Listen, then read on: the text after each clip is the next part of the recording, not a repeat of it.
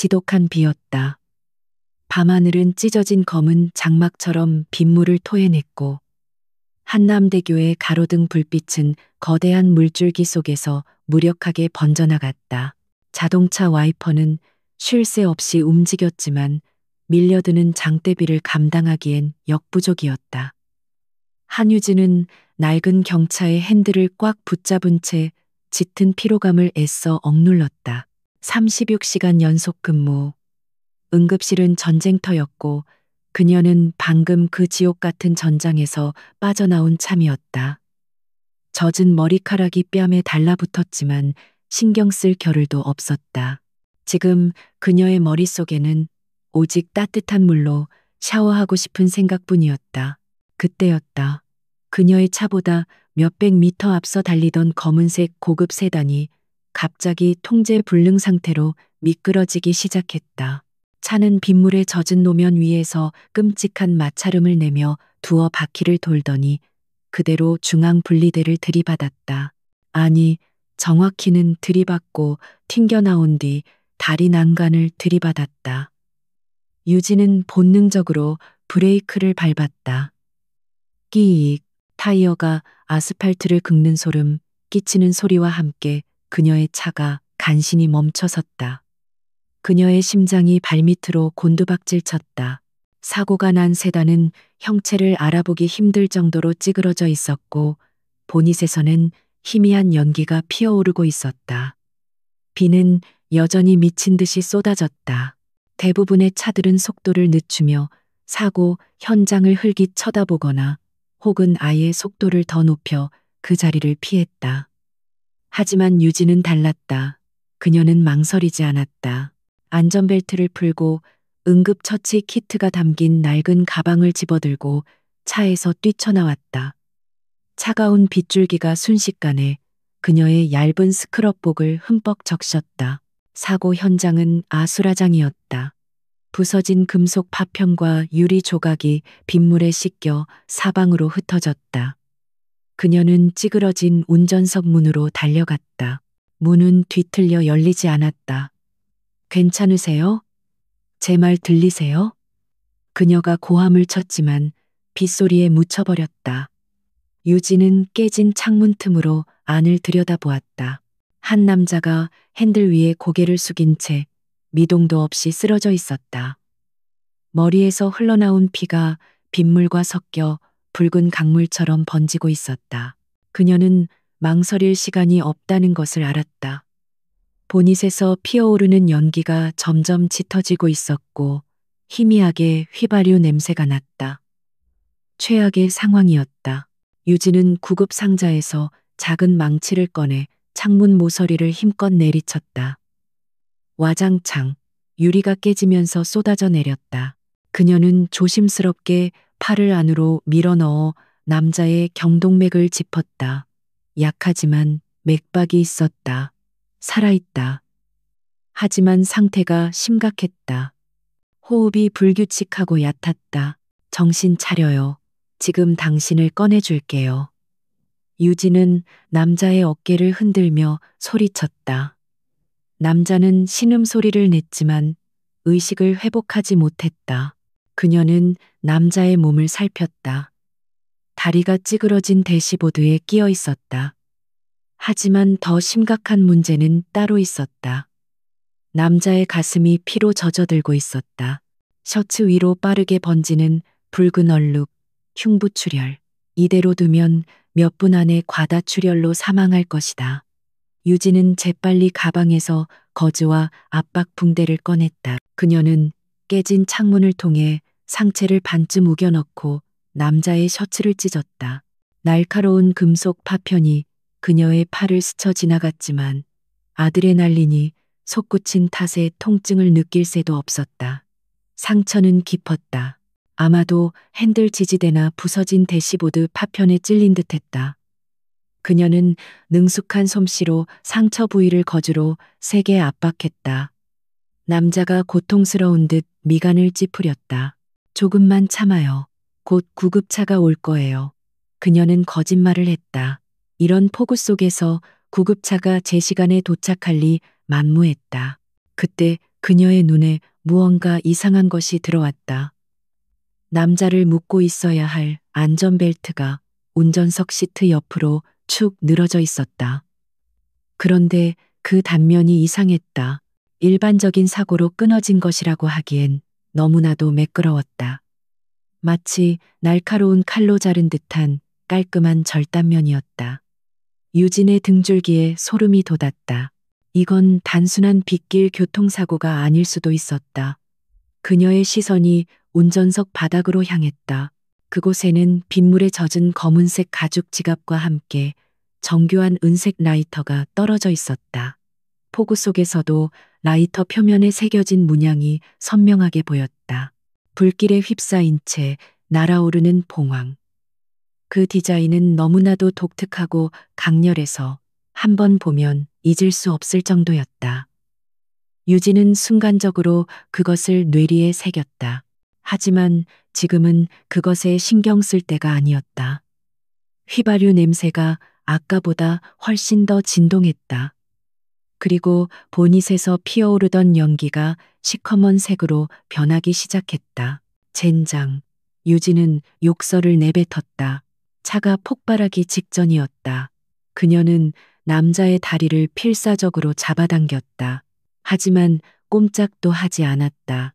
남자의 거구는 축 늘어져 있었고 그녀의 힘만으로는 역부족이었다. 일어나요.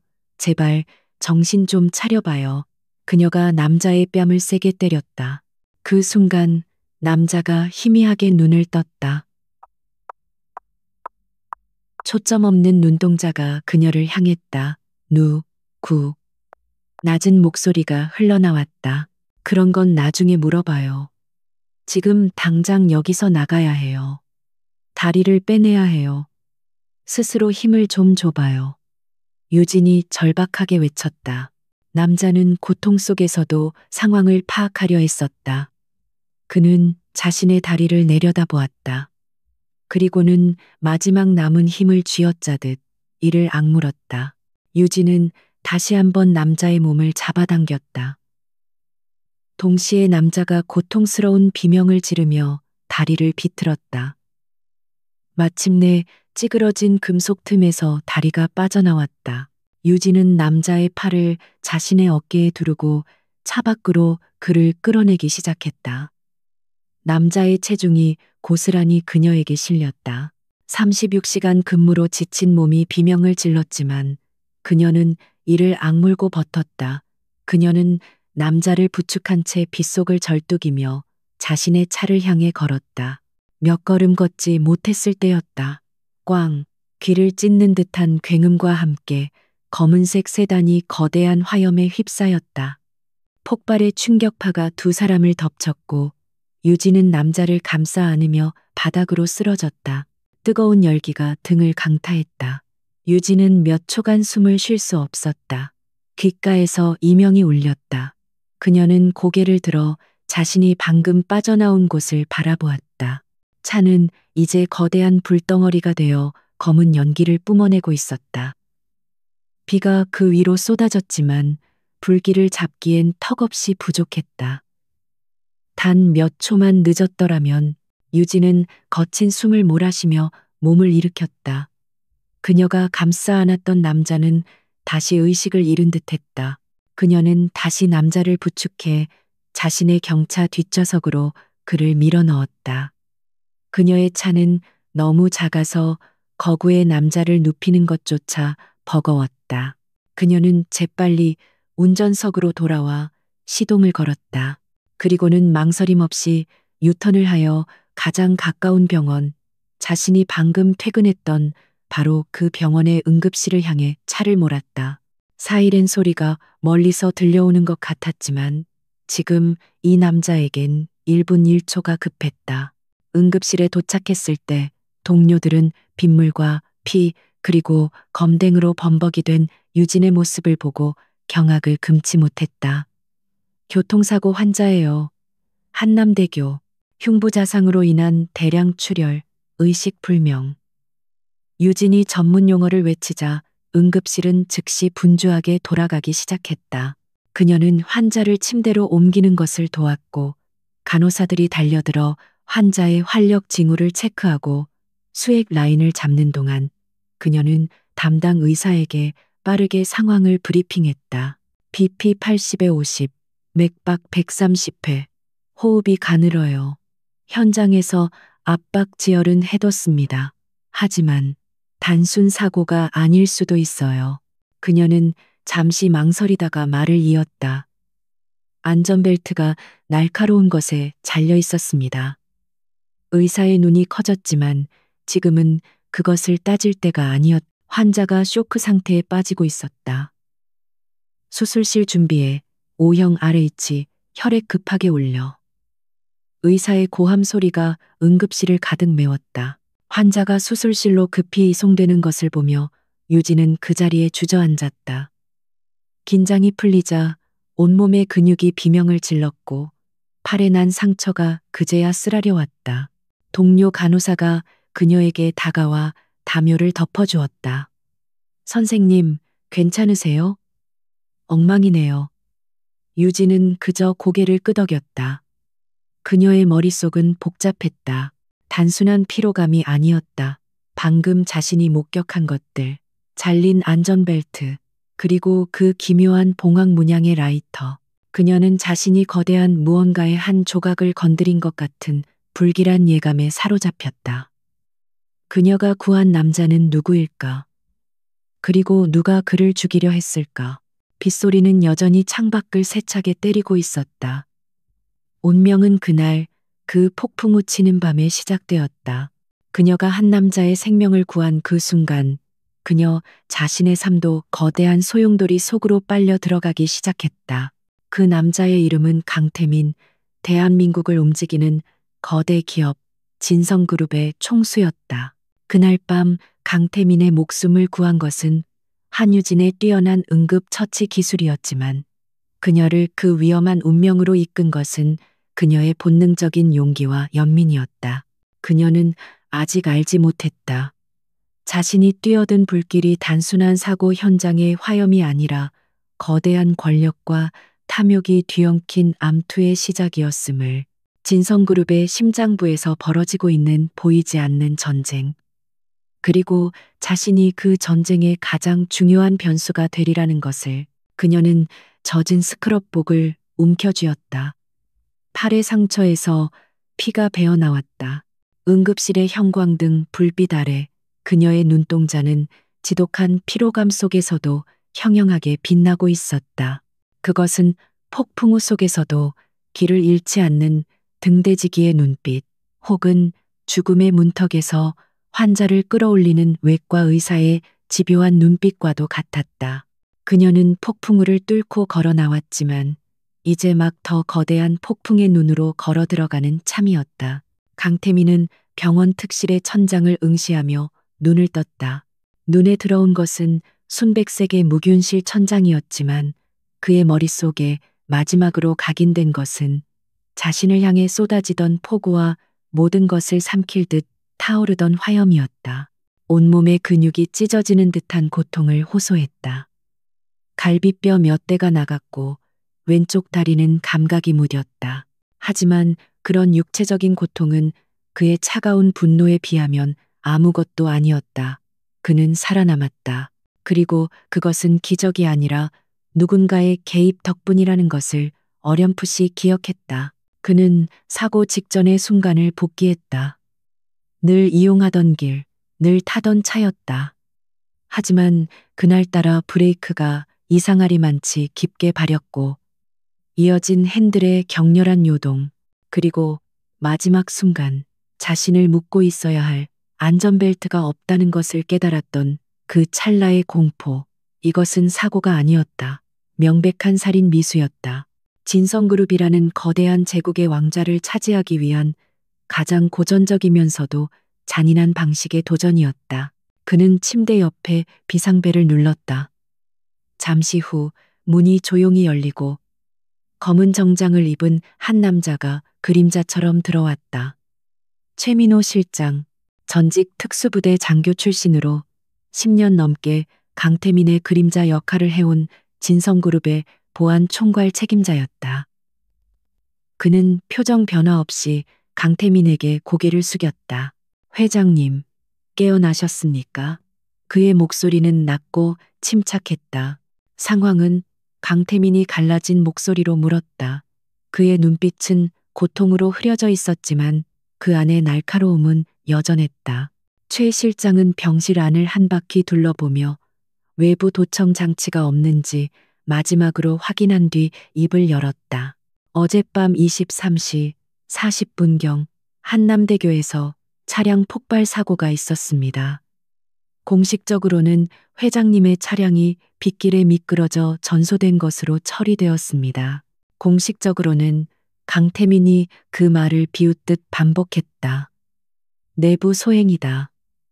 차량 정비 기록, 그 시간대 내 이동 경로를 아는 놈들. 싹 다 뒤져. 최 실장은 고개를 끄덕였다. 이미 착수했습니다. 하지만 회장님을 병원으로 이송한 것이 저희 측 요원이 아니었습니다. 그 말에 강태민의 미간이 좁혀졌다. 그는 의식을 잃기 직전 자신을 끌어내던 누군가의 희미한 모습을 기억해냈다. 젖은 머리카락, 절박한 목소리, 여자였다. 누구지? 강태민이 물었다. 이 병원 응급실 간호사입니다. 한유진. 사고 현장을 지나다 우연히 회장님을 구조하고 본인의 차로 직접 이곳 응급실까지 이송했습니다. 최민호는 태블릿 PC를 들어 한유진의 간단한 이력서를 화면에 띄웠다. 평범한 가정, 간호대학 우수 졸업, 서울대병원 응급의학과 5년차. 특이할 것 없는 너무나도 평범한 프로필이었다.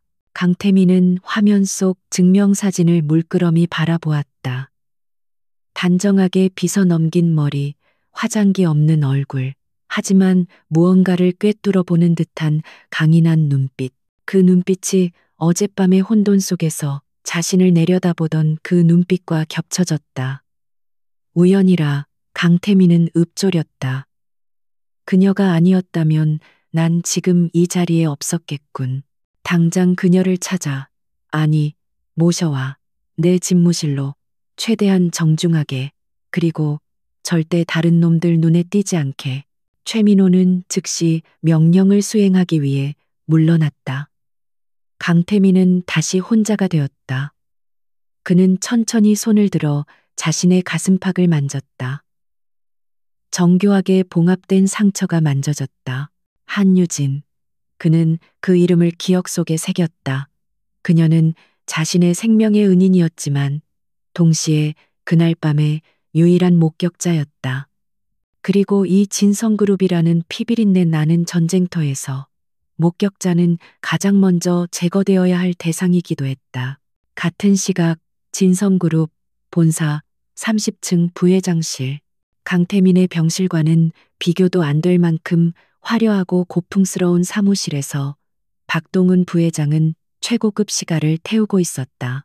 그는 창밖으로 펼쳐진 서울의 야경을 내려다보며 전화기 너머로 들려오는 보고를 묵묵히 듣고 있었다. 보고가 끝나자 그는 천천히 입을 열었다. 그의 목소리는 겉보기엔 부드러웠지만 그 안에는 얼음장 같은 냉기가 서려 있었다. 실패했다고? 고작 빗줄기 때문에? 전화기 너머의 남자가 다급하게 변명했다. 아닙니다, 부회장님. 모든 것이 완벽했습니다. 브레이크, 안전벨트. 그런데 갑자기 어떤 여자가 나타나서 박동훈의 눈썹이 꿈틀거렸다. 여자? 그는 시가를 재떨이에 비벼 껐다. 네, 현장을 지나던 간호사라고 합니다. 그 여자가 강태민을 차에서 끌어내고 병원까지 데려갔습니다. 폭발 직전에 박동훈은 잠시 침묵했다. 그의 머릿속에서 수십 가지 경우의 수가 빠르게 계산되었다. 강태민이 살아남았다. 이것은 최악의 시나리오였다. 하지만 더 큰 문제는 그 간호사라는 변수였다. 그녀는 현장을 보았다. 어쩌면 단순한 사고가 아님을 눈치했을지도 모른다. 그 여자는 박동훈이 낮게 물었다. 이름은 한유진. 서울대병원 응급실에서 근무합니다. 멍청한 놈들. 박동훈이 나지막이 욕설을 뱉었다. 증인을 살려뒀어. 당장 처리해. 강태민이 입을 열기 전에, 그 여자가 강태민과 접촉하기 전에, 조용히 그리고 완벽하게. 실수는 2번 용납 안 한다. 이번에는 빗길 교통사고든 실족사든 뭐든 자연스러워야 해. 전화를 끄는 박동훈은 다시 창밖을 바라보았다. 그의 얼굴에 비친 도시의 불빛이 뱀의 비늘처럼 번들거렸다. 고작 간호사 하나가 감히 내 계획을. 이틀 후 한유진은 다시 일상으로 돌아와 있었다. 어젯밤의 악몽 같은 사건은 마치 다른 세상의 일처럼 느껴졌다. 그녀는 밀려드는 환자들 사이를 종횡무진하며 처치를 하고 차트를 정리했다. 하지만 문득문득 그날 밤의 기억이 섬광처럼 스쳐 지나갔다. 매끄럽게 잘린 안전벨트의 단면, 그리고 그 기묘한 봉황 문양의 라이터. 그녀는 경찰에 신고해야 할지 고민했지만 그저 자신의 착각일 수도 있다고 애써 외면했다. 괜한 일에 휘말리고 싶지 않았다. 퇴근 시간, 유진은 지친 몸을 이끌고 병원 지하 주차장으로 향했다. 평소와 다름없는 풍경이었지만 어쩐지 등골이 서늘했다. 자신의 낡은 경차에 다가갔을 때였다. 옆에 주차된 검은색 세단에서 2명의 남자가 내렸다. 깔끔한 정장 차림이었지만 분위기는 일반적인 회사원과는 거리가 멀었다. 그들은 유진의 앞을 가로막았다. 한유진 씨, 맞으시죠? 그중 한 남자가 물었다. 목소리는 정중했지만 눈빛은 그렇지 않았다. 유진은 본능적으로 한 걸음 물러섰다. 누구시죠? 남자는 희미하게 웃었다. 그날 밤 한남대교에서 큰일을 하셨더군요. 용감하십니다. 유진의 심장이 차갑게 내려앉았다. 무슨 말씀이신지. 남자가 그녀에게 한 걸음 다가왔다. 그날 밤에 본 것, 들은 것, 전부 잊어버리시는 게 좋을 겁니다. 호기심은 고양이뿐만 아니라 사람도 죽일 수 있거든요. 특히 당신처럼 평범한 사람에게는요. 남자의 손이 유진의 어깨를 가볍게 툭 쳤다. 위협적인 접촉이었다. 병원 일도 바쁘신데 괜한 일에 신경 쓰지 마시죠. 가족들도 걱정하실 테고요. 명백한 협박이었다. 유진은 두려웠지만 티를 내지 않으려 애썼다. 그녀는 응급실에서 수없이 많은 위급 상황과 폭력적인 보호자들을 상대해왔다. 그녀는 남자의 눈을 똑바로 쳐다보며 말했다. 전 그저 사람을 구했을 뿐입니다. 제가 뭘 받는지, 뭘 잊어야 하는지 모르겠네요. 남자의 눈이 가늘어졌다. 이 여자가 생각보다 강단이 있었다. 그는 잠시 유진을 노려보다가 이내 다시 웃음을 지었다. 그러시겠죠.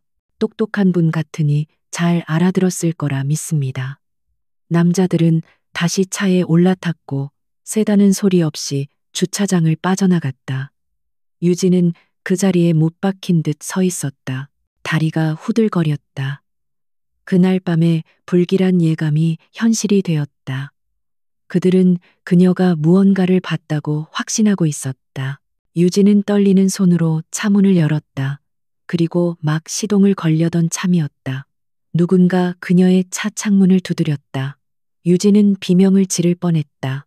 창밖에는 아까와는 전혀 다른 분위기의 남자가 서 있었다. 최민호였다. 그는 정중하게 고개를 숙이며 자신의 신분증을 유리창에 대보였다. 진성그룹 보안총괄실장 최민호, 한유진 선생님. 잠시 말씀 좀 나눌 수 있겠습니까? 유진은 경계심을 풀지 않았다. 또 다른 협박일까? 하지만 최민호의 태도는 아까의 남자들과는 확연히 달랐다. 그는 깍듯했지만 그 태도에는 거절을 용납하지 않는 단호함이 배어 있었다. 무슨 일이죠? 전 할 말 없습니다. 최민호는 담담하게 말했다. 방금 전 선생님을 위협했던 자들은 저희 쪽 사람들이 아닙니다. 그리고 아마 그들이 다시 돌아올 수도 있습니다. 그 말은 유진의 심장을 꿰뚫었다. 이 남자는 모든 것을 알고 있었다. 저희 회장님께서 선생님을 뵙고 싶어 하십니다. 한유진 선생님께서 목숨을 구해준 분입니다. 최민호는 뒷좌석 문을 열었다. 안락하고 안전해 보이는 내부가 드러났다. 이것은 위협이 아닙니다.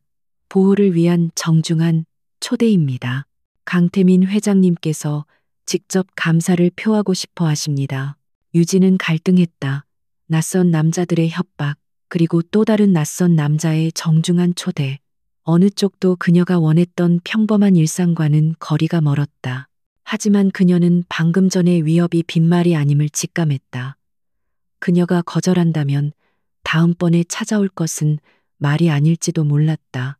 그리고 그녀는 자신이 구한 남자가 도대체 누구인지, 왜 이런 일이 벌어지는지 알아야 했다. 그녀는 그 잘린 안전벨트와 봉황 라이터를 잊을 수가 없었다. 유진은 심호흡을 한 번 하고 자신의 경차에서 내렸다. 그녀는 최민호의 눈을 똑바로 바라보았다. 좋아요, 가죠. 하지만 지금 당장 만나고 돌아와야 합니다. 내일도 출근해야 하니까요. 그녀의 목소리에는 두려움과 함께 오기가 서려 있었다. 최민호의 입가에 아주 희미한 감탄에 가까운 미소가 스쳐 지나갔다. 그는 말없이 문을 잡아주었다. 유진은 검은색 세단 뒷좌석에 올라탔다. 차는 미끄러지듯 주차장을 빠져나와 서울의 심장부, 거대한 진성그룹 타워를 향해 나아갔다. 그녀는 자신이 지금 어디로 향하고 있는지 어렴풋이 짐작하고 있었다. 그것은 사자의 굴 혹은 거대한 폭풍의 눈속이었다. 검은색 세단은 서울의 밤거리를 유령처럼 미끄러졌다. 한유진은 등바디에 몸을 기댄 채 창밖을 바라보았다. 방금 전 주차장에서 겪었던 노골적인 위협이 아직 피부에 남아있는 듯했다. 그녀는 두렵지 않았다. 그보다는 분노에 가까웠고 그 분노는 기묘한 호기심과 뒤섞여 있었다. 응급실에서 온갖 인간 군상을 봐온 그녀였지만 이런 식의 노골적인 악의는 처음이었다. 그들은 그녀를 평범한 사람이라 칭하며 짓밟으려 했다. 그녀는 옆자리의 운전석을 힐끗 보았다. 최민호 실장은 한마디 말도 없이 운전에만 집중하고 있었다. 그의 자세는 흐트러짐이 없었고 시선은 전방에 고정되어 있었다. 하지만 유진은 그가 사이드미러를 통해 자신을 그리고 자신들의 뒤를 따르는 차량이 있는지 끊임없이 확인하고 있음을 눈치챘다. 이 남자 역시 평범한 수행비서가 아니었다. 그는 고도로 훈련된 전문가였고 지금 이 순간에도 경계를 늦추지 않고 있었다. 차는 거대한 성체와도 같은 진성그룹 타워의 지하 주차장으로 들어섰다. 일반 주차 구역이 아닌 철저히 통제된 임원 전용 구역이었다. 차가 멈추자마자 최 실장이 먼저 내려 유진의 문을 열었다. 이쪽입니다. 그들은 삼엄한 보안 검색대를 통과해 전용 엘리베이터에 탑승했다. 최 실장이 카드키를 대고 지문을 인식하자 엘리베이터는 다른 층 버튼도 없이 최상층을 향해 부드럽게 솟아올랐다. 엘리베이터 문이 열리자 병원과는 완전히 다른 세계가 펼쳐졌다.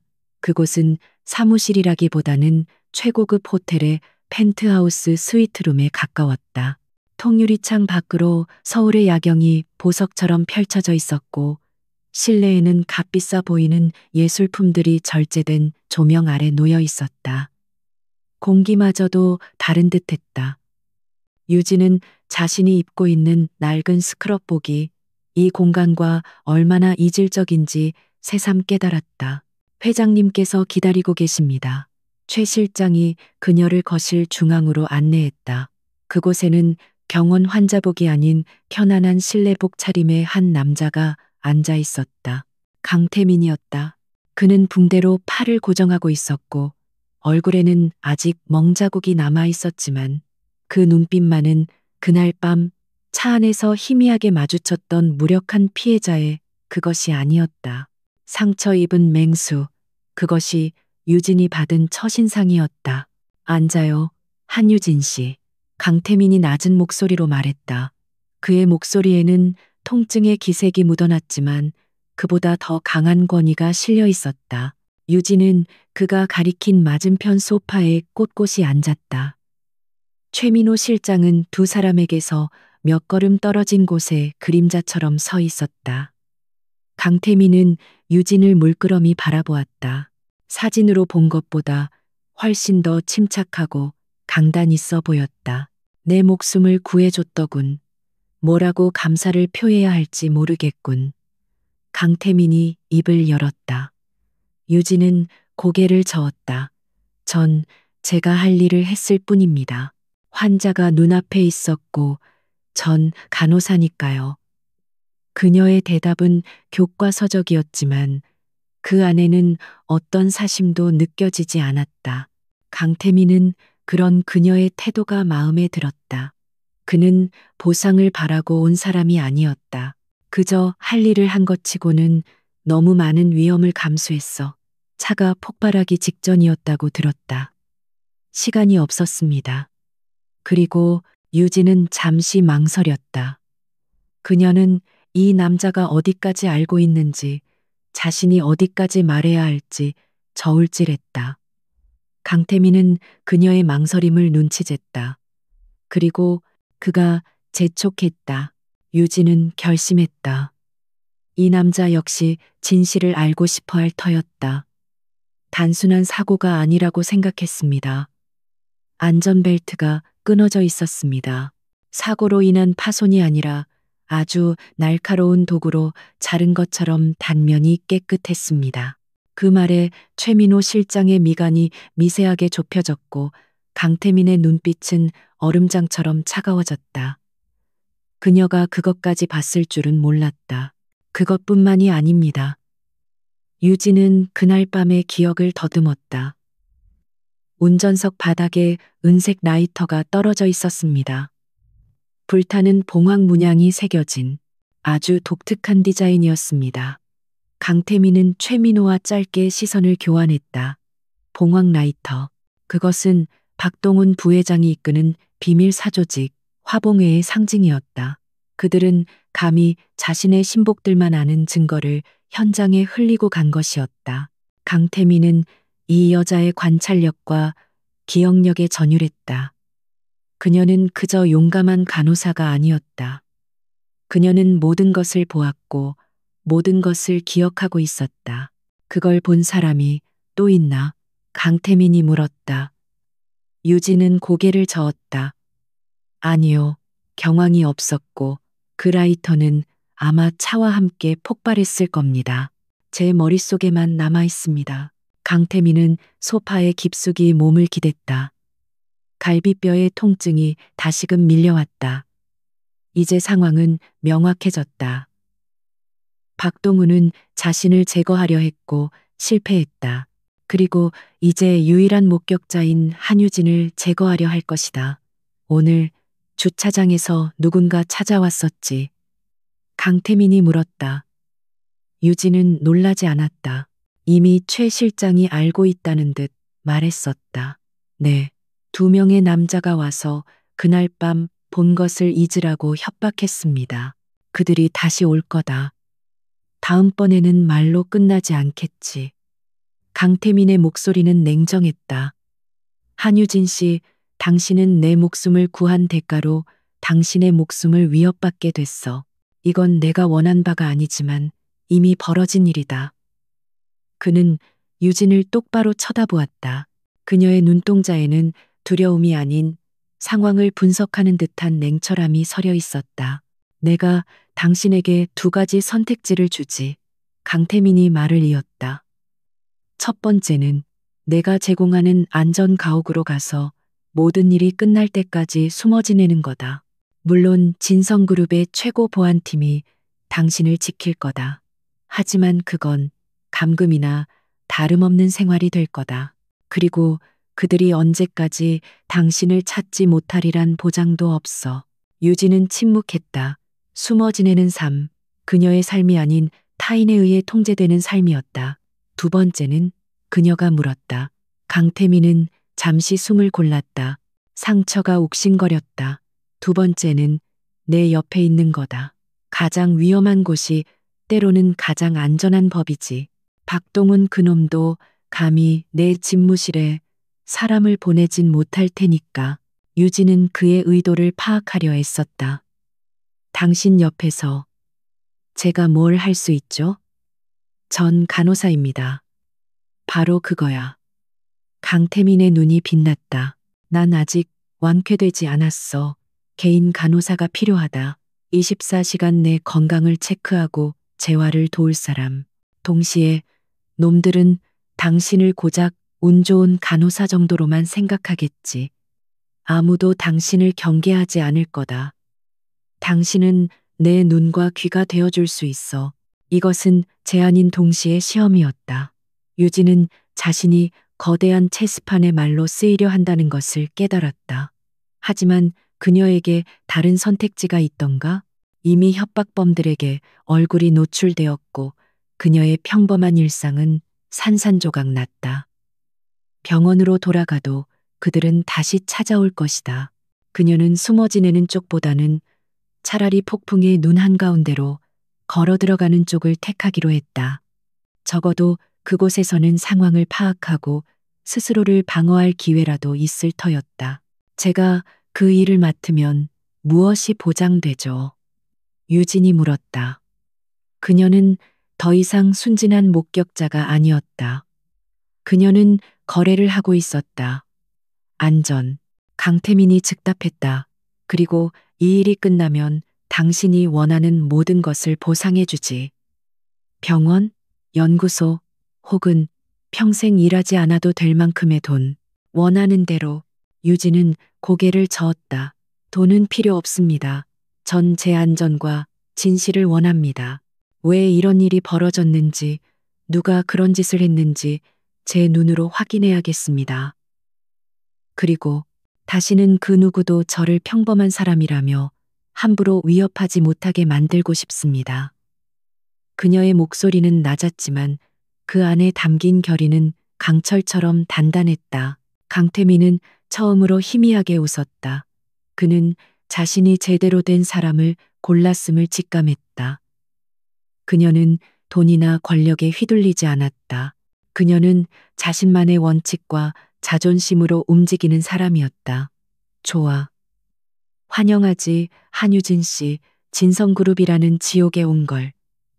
그는 최민호 실장을 향해 고갯짓했다. 최 실장. 지금부터 한유진 씨는 내 직속 보좌관 대우다. 의료 보조 및 보안 자문을 겸임한다. 그녀에게 최고 등급의 보안 권한을 부여하고 당장 거처를 본사 레지던스로 옮겨. 최민호는 조금 놀란 듯 했지만 곧바로 고개를 숙였다. 알겠습니다, 회장님. 강태민은 다시 유진을 바라보았다. 오늘부로 당신의 예전 삶은 끝났다, 한유진. 준비됐나? 유진은 자리에서 일어났다. 그녀는 자신의 낡은 스크럽복을 내려다보았다. 그리고는 강태민의 상처 입었지만 형형한 눈을 마주 보았다. 전 언제나 준비되어 있습니다. 응급실 간호사니까요. 어떤 환자가 어떤 상황에서 닥칠지 모르니까.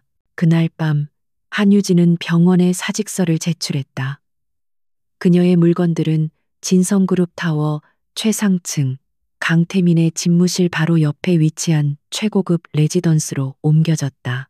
그녀는 창밖으로 펼쳐진 화려한 야경을 내려다보았다. 불과 몇 시간 전만 해도 저 불빛들 사이 어딘가에서 평범한 일상을 살아가던 간호사 한유진은 이제 없었다. 이제 그녀는 거대한 음모의 중심부, 독사들의 속을 한가운데로 스스로 걸어 들어온 또 다른 플레이어였다. 한유진의 새로운 일상은 병원 응급실의 피비린내, 나는 혼돈과는 정반대의 지점에서 시작되었다. 진성그룹 타워 최상층, 강태민의 집무실 겸 거처는 마치 다른 행성처럼 고요하고 정제되어 있었다. 이곳의 공기는 비싸고 깨끗했으며 모든 사물은 완벽한 질서 속에서 제자리를 지켰다. 그녀의 주된 임무는 강태민 회장의 건강 상태를 24시간 모니터링하는 것이었다. 매일 아침 그녀는 그의 활력 징후를 확인하고 상처를 소독했으며 재활치료사의 지도에 따라 재활운동을 보조했다. 그녀의 존재는 진성그룹의 핵심 임원들 사이에서 호기심과 경멸이 뒤섞인 가십거리가 되었다. 그들 눈에 한유진은 그저 운 좋은 간호사에 불과했다. 회장의 목숨을 구한 대가로 신데렐라가 될 기회를 잡은, 혹은 기껏해야 회장의 변덕스러운 총애를 받는 임시 간병인 정도였다. 특히 박동훈 부회장과 그의 파벌에 속한 이들은 노골적으로 그녀를 무시했다. 그녀가 강태민의 휠체어를 밀고 회의실 복도를 지날 때 박동훈과 마주친 적이 있었다. 박동훈은 강태민에게는 깍듯하게 안부를 물었지만 유진에게는 눈길조차 주지 않았다. 마치 그녀가 값비싼 의료기기의 일부라도 되는 듯 투명인간 취급을 했다. 그는 유진의 어깨 너머로 다른 임원에게 지시를 내리며 지나쳐갔다. 그 오만한 무관심 속에서 유진은 자신을 향한 경계심이 전혀 없음을 확인했다. 그것이 그녀가 가진 가장 강력한 무기가 될 터였다. 강태민은 빠른 속도로 회복하고 있었다. 그는 타고난 강인한 체력과 의지력의 소유자였다. 하지만 그는 자신의 회복 상태를 의도적으로 외부에 과소평가하여 알렸다. 박동훈을 방심하게 만들기 위한 전략이었다. 놈들은 내가 아직 병상에서 골골대고 있다고 믿어야 해. 강태민이 재활운동으로 땀을 흘리며 말했다. 그래야 꼬리를 잡히지. 유진은 그의 의도를 정확히 꿰뚫어 보았다. 그녀는 의학적 소견을 바탕으로 회장의 절대 안정이 필요하다는 공식 소견서를 작성했고, 이는 최민호 실장을 통해 이사회에 전달되었다. 박동훈은 강태민이 사실상 업무 불능 상태에 빠졌다고 확신했고, 회장 직무대행으로서 자신의 권력을 더욱 공고히 하기 시작했다. 그는 자신이 설치한 거미줄의 중심에서 마지막 남은 위협이었던 강태민이 무력화되었다고 믿으며 축배를 들었다. 그 사이 한유진은 그녀만의 진단을 시작했다. 그녀는 더 이상 환자의 신체만을 다루는 간호사가 아니었다. 그녀의 새로운 환자는 진성그룹이라는 거대하고 병든 조직이었다. 그녀는 강태민의 의료 기록과 사고, 관련 보험 서류를 검토한다는 명목으로 그와 관련된 모든 결제 서류와 일정표에 접근할 수 있는 권한을 얻었다. 처음에는 그저 방대한 양의 데이터에 불과했다. 하지만 응급실에서 수백 장의 차트를 훑어보며 비정상적인 징후를 찾아내는데 이골이 난 그녀의 눈은 곧 미세한 불일치점을 발견하기 시작했다. 강태민의 사고가 있기 직전 몇 주간 그의 일정은 유독 동남아시아 해외 건설 프로젝트 관련 미팅으로 가득 차 있었다. 공식적인 보고서에는 해당 프로젝트가 순조롭게 진행 중이며 막대한 수익을 창출하고 있다고 기록되어 있었다. 하지만 유진은 강태민의 개인 비서가 정리한 비공식 메모에서 이상한 점을 발견했다. 현지 시찰단 파견 비용 과다 청구 건, 컨설팅 비용 항목 불분명. 유진은 강태민에게 이 부분을 물었다. 이 프로젝트 박동훈 부회장이 총괄하고 있는 건입니다. 제가 사고 직전에 이 건에 대한 특별 감사를 지시했었죠. 강태민의 목소리가 낮게 가라앉았다. 박동훈이 내 자리를 노린다는 건 알았지만 고작 권력욕 때문에 날 죽이려 하진 않았을 거다. 결국 돈 문제와 엮여 있을 가능성이 커. 유진은 특별 감사 관련 자료를 요청했다. 그녀는 의료보조라는 자신의 역할을 방패 삼아 회장의 스트레스 요인을 분석하고 건강관리에 참고해야 한다는 논리를 내세웠다. 아무도 그녀를 의심하지 않았다. 간호사가 경영 자료를 이해할 수 있을 리 없다고 지레짐작했기 때문이다. 하지만 그들은 틀렸다. 유진은 복잡한 재무제표와 계약서 더미 속에서 마치 환자의 혈액 검사지에서 치명적인 바이러스를 찾아내듯 단 하나의 이름을 발견했다. 피닉스 홀딩스, 피닉스 홀딩스. 그 이름은 해외 건설 프로젝트의 현지 하청업체에 물류 및 컨설팅 비용을 지급하는 항목에서 발견되었다. 피닉스, 봉황. 그날 밤 빗속에서 번뜩이던 그 은색 라이터의 문양. 유진의 심장이 차갑게 뛰기 시작했다. 이것은 우연일 리 없었다. 그녀의 손이 가늘게 떨렸지만 얼굴 표정은 완벽하게 평온을 유지했다. 그녀는 밤늦게까지 집무실에 남아 강태민이 부여한 최고 등급의 보안 권한을 사용했다. 그녀는 진성그룹 내부 데이터베이스는 물론 외부 기업 정보망까지 접속하여 피닉스 홀딩스를 추적했다. 예상대로였다.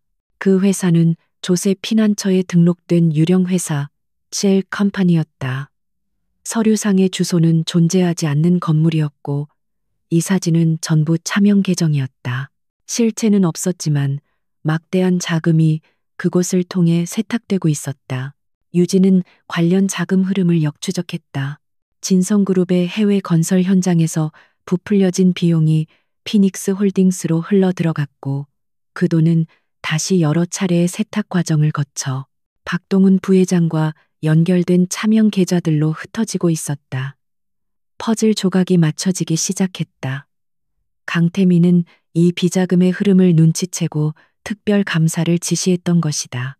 그리고 박동훈은 자신의 모든 것이 무너질 위기에 처하자 강태민을 사고로 위장하여 제거하려 했던 것이다.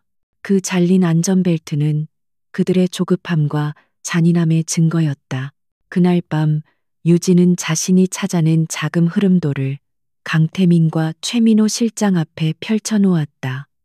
그것은 의학 논문처럼 정교하고 논리 정연하게 작성된 진단서였다. 진성그룹이라는 거대한 환자가 앓고 있는 암의 실체, 최민호 실장은 경악을 금치 못했다. 보안팀에서 몇 달을 추적해도 잡히지 않던 꼬리가 고작 며칠 만에 이 간호사의 손에서 드러났기 때문이었다. 강태민은 유진을 물끄러미 바라보았다. 그의 눈에는 더 이상 단순한 감사가 아닌 강력한 동료를 발견한 자의 경외감이 서려 있었다. 피닉스 홀딩스, 화봉회놈들의 자금줄이었군. 박동훈이 그 라이터를 가지고 다닌다는 건 알았지만 이렇게 대놓고 회사 이름으로 쓸 줄이야. 그의 목소리에는 분노와 함께 냉소가 깃들어 있었다. 그들은 당신을 얕봤어. 그게 그들의 가장 큰 실수가 될 거다. 유진은 담담하게 대답했다. 전단지 증상을 보고 병명을 찾아냈을 뿐입니다. 환자의 차트를 분석하듯이요. 그녀는 창밖의 야경을 바라보았다. 저 수많은 불빛 아래에서 벌어지는 탐욕과 배신. 그녀는 이제 그 한복판에 서 있었다. 이제 치료 계획을 세워야죠. 이 암세포를 어떻게 도려낼지. 그녀의 눈빛은 그 어느 때보다 차갑고 명료하게 빛나고 있었다. 독사의 둥지 한가운데서 그녀는 가장 치명적인 메스를 든 집도이가 되어 있었다. 박동훈 부회장은 언젠가부터 설명할 수 없는 초조함을 느끼기 시작했다. 강태민은 공식적인 보고에 따르면 여전히 심각한 외상 후 스트레스 및 신체 기능 저하로 인해 집무실에 칩거하고 있었다.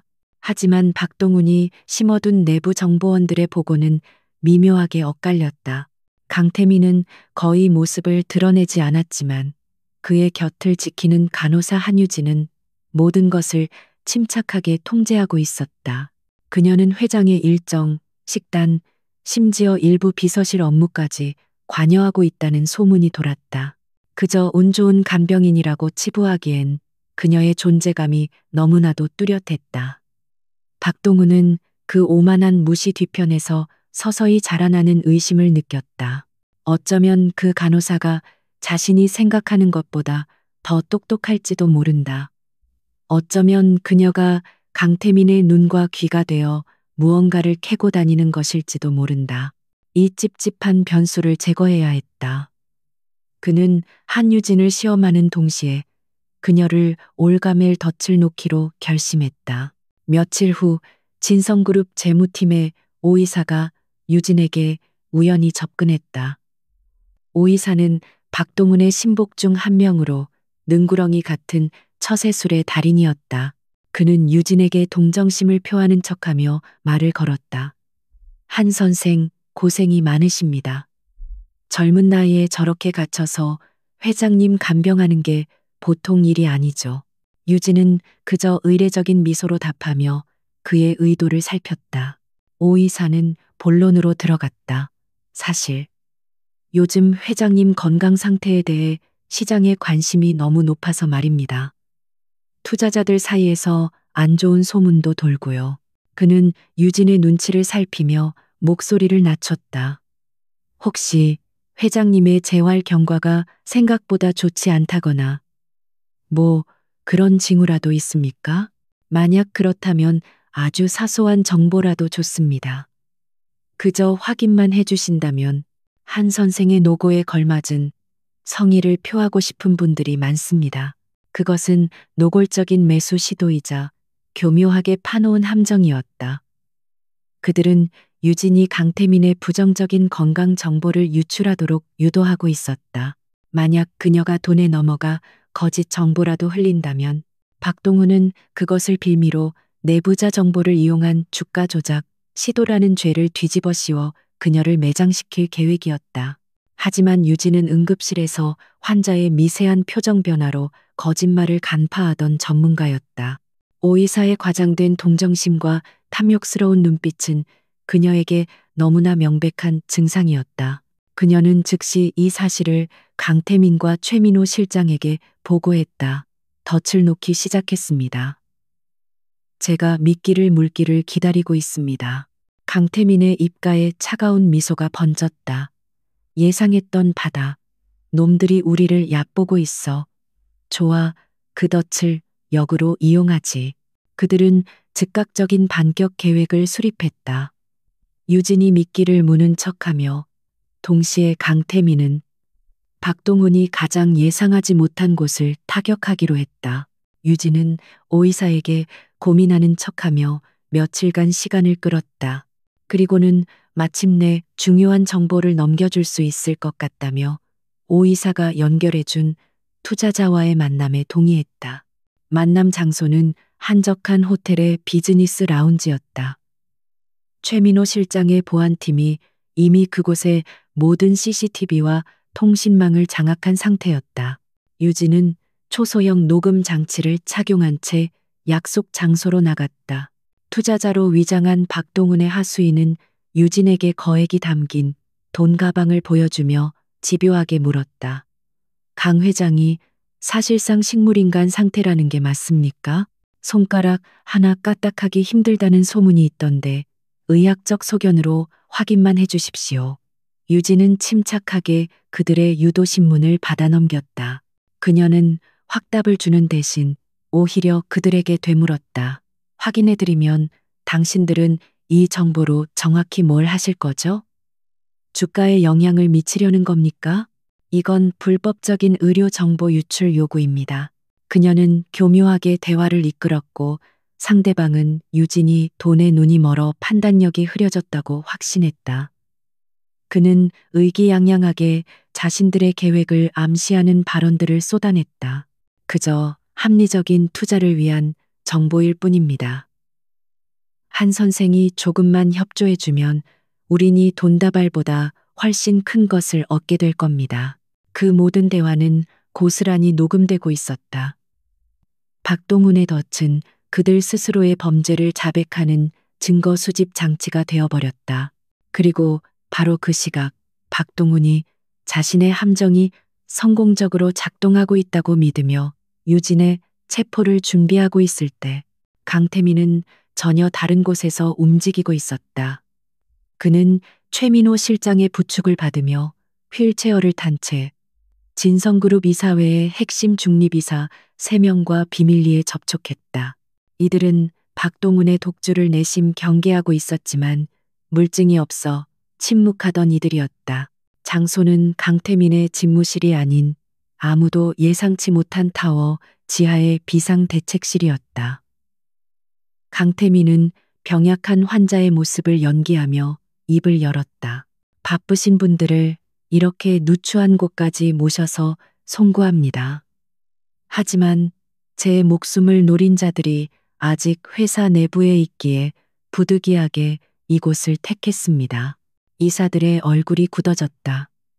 그들은 사고가 단순한 빗길 사고가 아님을 직감했다. 강태민은 박동훈을 직접적으로 거론하지 않았다.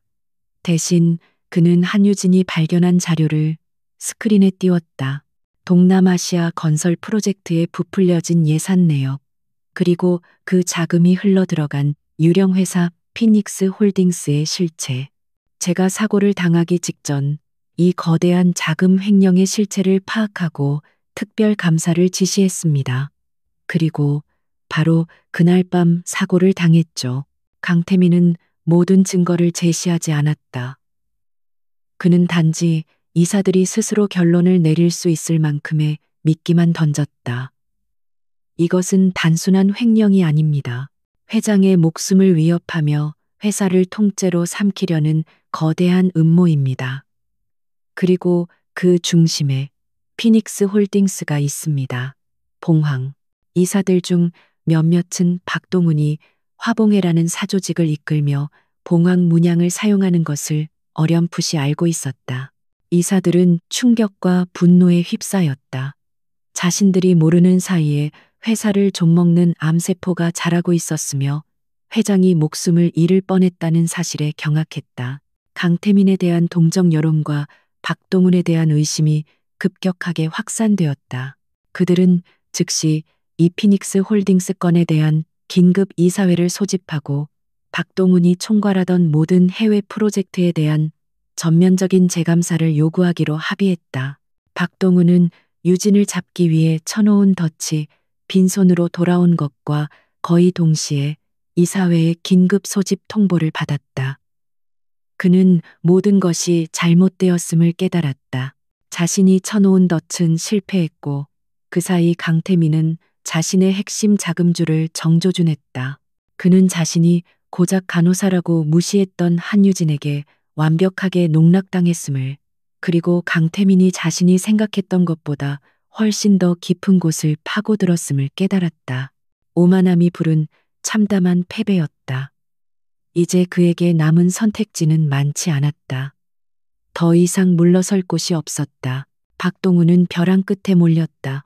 이사회가 승인한 재무감사는 군대처럼 일사불란하게 그의 숨통을 조여왔다.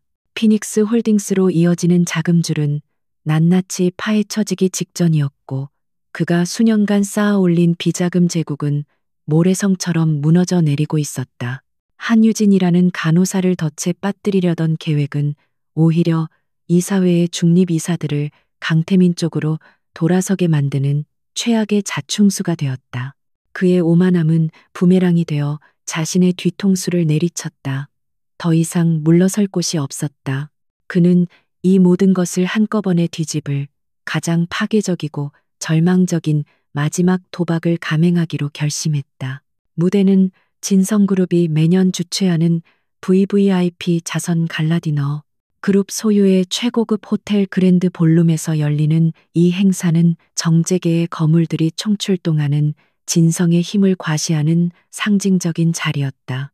그리고 강태민은 투자자들을 안심시키고 자신의 건재함을 과시하기 위해 이 행사에 잠시 참석하겠다고 공표했다. 물론 그의 곁에는 공식적인 의료보좌관 자격으로 한유진이 함께할 터였다. 더 이상 낡은 스크럽복이 아닌 단정하고 지적인 검은색 이브닝 드레스를 입은 그녀의 모습은 박동훈의 분노를 더욱 들끓게 했다. 박동훈의 계획은 간단하고도 잔인했다. 그는 연회장 아래층의 중앙 배전실과 가스관에 대한 안전점검을 빌미로 자신의 수하들을 투입시켰다.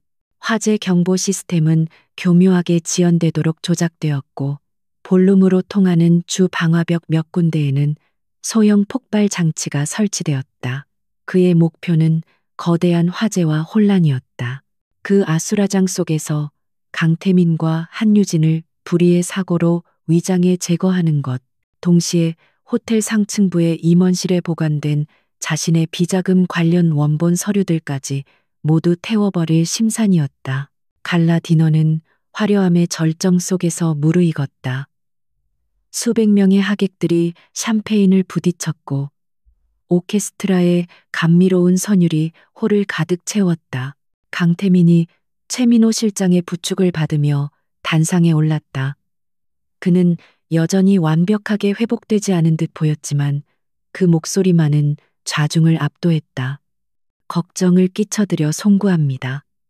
하지만 진성은 폭풍우 속에서도 흔들리지 않는 거대한 배와 같습니다. 곧 모든 것이 제자리를 찾을 것입니다. 그것은 박동훈을 향한 노골적인 선전포고였다. 박동훈은 객석 한 구석에서 쓴웃음을 지으며 손목시계의 버튼을 눌렀다. 바로 그 순간이었다. 화과광 호텔 건물이 통째로 울리는 듯한 둔탁한 폭음이 아래층에서부터 터져나왔다. 바닥이 격렬하게 흔들렸고 화려한 샹들리에가 비명을 지르며 떨어져 내렸다. 하객들의 우아한 담소는 순식간에 공포에 질린 비명으로 바뀌었다. 전기가 나가면서 홀은 암흑에 휩싸였고 곧이어 비상등의 붉은 불빛만이 아비규환의 현장을 비췄다. 조작되었던 화재 경보기가 뒤늦게 울리기 시작했다. 불이야, 불이 났어. 누군가의 외침과 함께 사람들은 유일한 출입구로 미친 듯이 몰려들었다.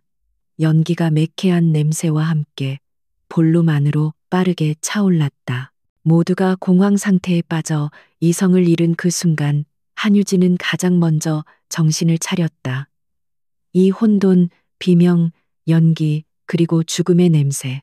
그것은 그녀가 응급실에서 매일같이 겪던 대규모 재난 상황의 또 다른 형태일 뿐이었다. 그녀는 본능적으로 강태민의 팔을 붙잡았다. 회장님, 정신 차리세요. 저만 따라오세요. 여긴 응급 상황입니다. 그녀의 목소리는 떨림 없이 침착했다. 그녀는 빠르게 상황을 판단했다. 주 출입구는 패닉에 빠진 군중들로 막혀 압사 사고가 일어나기 직전이었다. 다른 비상구 쪽에서는 이미 시뻘건 불길이 솟아오르고 있었다. 그녀는 연기가 흘러나오는 방향의 반대쪽 주방으로 통하는 직원 전용 서비스 복도를 떠올렸다. 그곳은 방화벽으로 구획되어 있을 확률이 높았다. 최 실장님, 이쪽입니다. 주방복도 쪽으로 가야 해요. 최민호와 그의 경호팀이 강태민을 둘러싸고 유진은 그들을 이끌며 연기 속을 헤쳐나갔다. 강태민을 경계하던 몇몇 중립 이사들도 본능적으로 그녀의 침착함을 믿고 그 뒤를 따랐다. 그들이 막 서비스 복도 문을 통과했을 때였다. 연기 속에서 한 무리의 남자들이 그들의 앞을 가로막았다. 그리고 그 중심에는 더 이상 세련된 경영인의 가면을 쓰지 않은 광기에 번들거리는 눈의 박동훈이 서 있었다. 어딜 그렇게 급히 가시나, 강 회장. 박동훈의 목소리는 연기에 그을려 거칠었다. 이 파티의 하이라이트는 아직 시작도 안 했는데 말이야. 그의 곁을 지키던 두 명의 남자는 일반 보안 요원이 아니었다. 그들은 박동훈의 사조직 화봉회의 핵심 멤버였다. 이 모든 것을 끝내러 왔다. 내 놈과 저방해물 같은 간호사냥까지. 최민호가 앞을 가로막았다. 여기서 끝내는 건 당신이다, 박동훈. 최민호의 경호팀과 박동훈의 수하들이 연기와 비상등이 뒤엉킨 좁은 복도에서 격렬하게 충돌했다. 금속이 부딪히는 소리, 고통스러운 신음소리가 울려 퍼졌다. 순식간에 강태민과 유진, 그리고 박동훈만이 1대1로 대치하는 상황이 되었다. 박동훈은 이 기회를 놓치지 않았다. 그는 품속에서 무언가를 꺼내 들었다. 그날 밤 유진의 뇌리에 각인되었던 바로 그것, 봉황 문양이 새겨진 은색 라이터였다. 그는 찰칵 하고 라이터를 켰다. 불꽃이 그의 증오로 일그러진 얼굴을 음산하게 비쳤다. 이 모든 게 너 때문이야. 네가 감히 내 일에 끼어들었어. 그가 유진을 향해 고함을 질렀다. 그는 라이터를 쥔 손을 휘둘러 강태민을 공격하려 했다. 하지만 그의 손에 들린 것은 단순한 라이터가 아니었다. 그것은 날카로운 칼날이 숨겨진 특수 제작된 무기였다. 박동훈이 강태민을 향해 달려드는 찰나 유진은 이미 한 발 앞서 움직이고 있었다. 그녀는 싸움꾼이 아니었다. 하지만 그녀는 응급 상황에서 가장 효율적인 도구를 찾아내는 전문가였다. 그녀는 복도 벽에 걸려있던 대형 소화기를 집어들었다. 박동훈이 칼날을 휘두르기 직전 유진은 소화기를 방패처럼 휘둘러 그의 팔을 정확하게 가격했다. 쨍 하는 소리와 함께 박동훈의 손에서 라이터가 떨어져 바닥을 굴렀다. 박동훈이 고통으로 비명을 지르는 사이 유진은 강태민을 밀쳐내 안전한 곳으로 피신시켰다. 그 모든 상황은 불과 몇 초 만에 일어났다. 상대를 제압한 최민호가 달려와 비틀거리는 박동훈을 바닥에 내리꽂고 완전히 제압했다. 그리고 바로 그 순간 유진을 따라 복도로 피신했던 중리비사들이 이 모든 광경을 목격했다. 박동훈의 광기 어린 자백 너 때문이야. 그의 손에 들렸던 흉기, 그리고 회장을 향한 노골적인 공격까지. 증거는 더 이상 서류 위에만 존재하지 않았다. 그것은 반박할 수 없는 생생한 현실이 되어 그들의 눈앞에 펼쳐졌다. 박동훈의 권력의 상징이었던 봉황 라이터는 바닥에 초라하게 나뒹굴었고 그의 몰락을 고하는 마지막 증표가 되었다. 때마침 최민호 팀의 연락을 받고 출동한 소방대원들과 경찰들이 현장으로 들이닥쳤다. 연기 속에서 한유진은 강태민의 상태를 살폈다. 그는 안전했다. 그녀는 곧바로 뒤따라오다 넘어져 팔을 다친 한 이사에게 다가가 자신의 드레스 자락을 찢어 능숙하게 지혈을 시작했다. 폐허 속에서도 그녀는 침착한 간호사의 모습으로 돌아와 있었다. 강태민은 자신을 구하고 이제는 다른 생명을 돌보는 그녀의 모습을 경이로운 눈빛으로 바라보았다. 연기가 자욱했던 그랜드 볼룸의 혼돈은 법의 냉정한 질서로 빠르게 대체되었다. 소방대원들이 마지막 불씨를 잡는 동안 경찰은 현장을 완벽하게 통제했다. 박동훈 부회장은 그 자리에 있던 이사들의 생생한 증언과 복도 바닥에 떨어진 그의 상징과도 같았던 봉황 라이터라는 명백한 증거물 앞에서 어떤 변명도 할 수 없었다. 그는 살인미수, 방화, 그리고 이사회의 긴급 감사로 곧 드러날 천문학적인 규모의 횡령 혐의로 현장에서 즉시 체포되었다. 한유진은 찢어진 드레스 자락으로 부상당한 이사의 팔을 응급 처치한 후 구급대원들에게 그를 인계했다. 그녀의 얼굴은 그을음과 땀으로 얼룩졌지만 그 눈빛만은 그날 밤 한남대교에서 강태민을 발견했을 때와 마찬가지로 침착하고 흔들림이 없었다. 강태민은 경호원들에게 둘러싸인 채 모든 혼란의 중심에서 침착하게 상황을 수습하는 그녀의 모습을 묵묵히 지켜보았다. 그녀는 폭풍우 속에서 그를 구했고 화염 속에서 다시 한번 그를 구했다. 진성그룹은 대한민국 역사상 가장 거대하고 추악한 스캔들에 휩싸였다. 부회장이 회장을 살해하려 했다는 사실은 연일 신문 일면을 장식했다. 그룹의 주가는 폭락했고 투자자들은 공황 상태에 빠졌다. 강태민에게는 애도할 시간도 상처를 추스를 여유도 없었다. 그는 화재 다음 날 붕대를 감은 모습 그대로 긴급 이사회와 기자회견을 소집했다. 그는 모든 것을 인정했다. 그룹 내부의 암적인 존재를 인정했고 자신의 관리 소홀을 사과했다. 그리고 그는 즉시 그 누구도 예상치 못했던 가장 고통스러운 수술을 시작했다. 박동훈의 체포는 시작에 불과했다. 한유진이 피닉스 홀딩스라는 종양의 실체를 밝혀낸 진단서를 바탕으로 강태민은 그룹 전체에 대한 대대적인 구조조정 및 감찰을 선포했다. 그것은 피비린내 나는 숙청이었다. 박동훈의 그늘 아래서 기생하던 수십 명의 임원들과 그들과 결탁했던 외부 세력들이 모조리법의 심판대에 올랐다. 한유진은 그 과정에서 공식적인 자문 역할을 맡았다. 그녀는 더 이상 간호사가 아니었다.